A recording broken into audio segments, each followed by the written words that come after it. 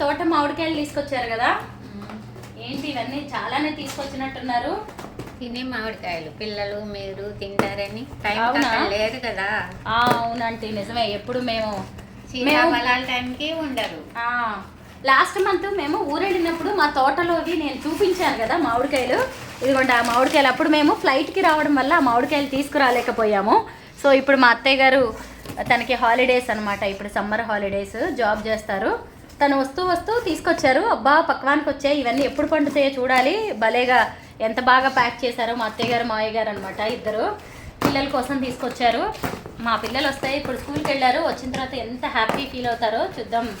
ఇంకా పండలేదు, అన్నీ పక్వానికి వచ్చాయి. అప్పుడు నేను కట్ చేస్తున్నప్పుడు కూడా చెప్పాను కదా, ఆహా ఇవన్నీ పండడానికి ఎంత లేదని ఒక వారం రోజులు పడుతుంది. న్యాచురల్గా పండిన మ్యాంగోస్ నిజంగా ఎంత టేస్టీగా ఉంటాయో. ఇవి ఎప్పుడెప్పుడు పండుతాయా, మేమేమి కెమికల్స్ కానీ ఏం వెయ్యాలి అనుకోవట్లేదు. ఇలాగే బాక్సెస్లో ఉంచేస్తాము.